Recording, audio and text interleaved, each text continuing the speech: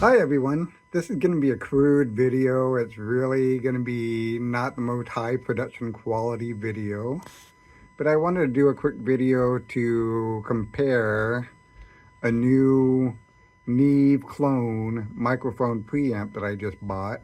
It is called the Alctron MP73EQ version 2 microphone preamp.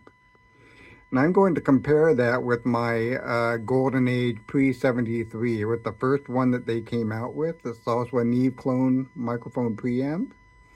So I'm going to compare the two in this video for you, but I wanted to show you real quick what they are. This is the new microphone preamp I just bought. So it's an Alctron MP73EQ version 2, which it says right here. MP73EQ, and if it's kind of hard to read, that's a V2 there. So it's a Neve microphone preamp clone. And they also have an older Golden Age Pre-73 microphone preamp. This was the original model that came out. It's not like the new Premiere versions that are out now. So this is the original one that they came out with. I decided I was going to do a comparison of the two. So I've already recorded some bass tracks. I recorded the same part, played along with a drum loop, and we are going to play that for you, and I'm going to let you hear what they sound like.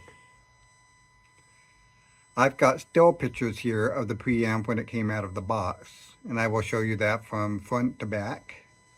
It also came with a manual and, of course, the power cable. The power cable is not, the power supply is not inside the unit. I know a lot of people have complaints about that. It's never really bothered me, except you have to have all those stupid little boxes lying around everywhere. I'd rather just have a jack on the back of the device to minimize all those boxes laying around behind my desk. But it's okay, it's not anything significant. When I recorded my audio samples, I recorded them using my Steinberger SP2 bass, and that each track for each preamp was run directly using the DI injection jacks on each preamp. So I record the bass direct into each preamp, then out of that into Pro Tools.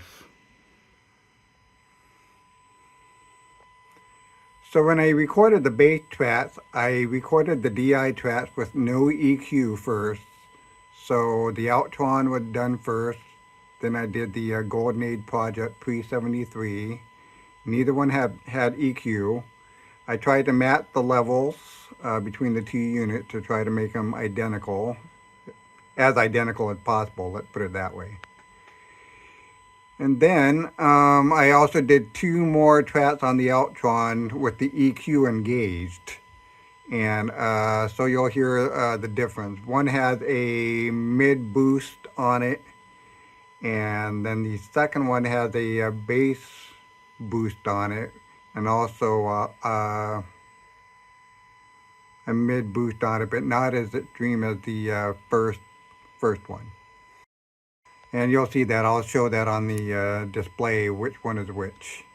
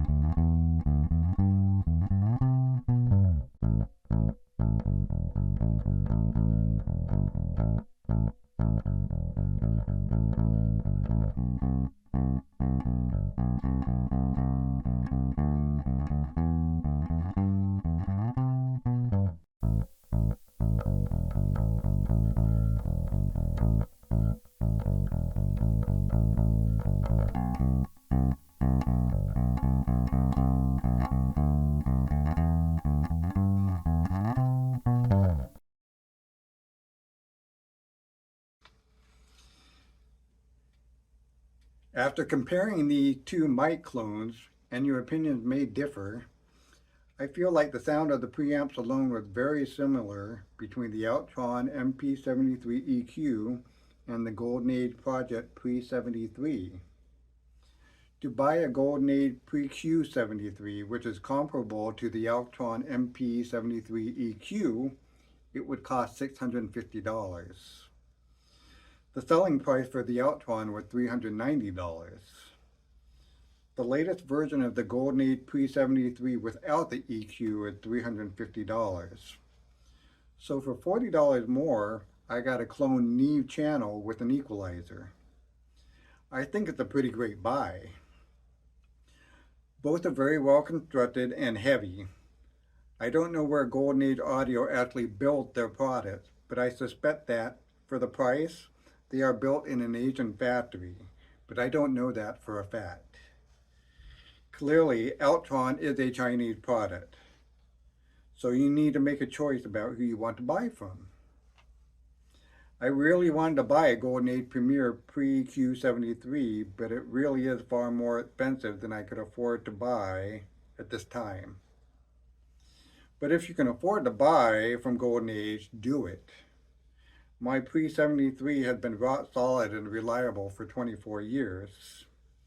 But for the money, when comparing Neve clones, the Alctron MP73EQ was pretty darn good, especially when you consider that a comparable Neve branded preamp costs $1,800. Now I want to address some comments that I have seen online about the Alctron preamp. Some have said that the Alctron can be noisy. Just using the preamps alone and bypassing the EQ, both units were equally quiet. Really quiet. But in some circumstances, when I used the EQ, suddenly there was noise.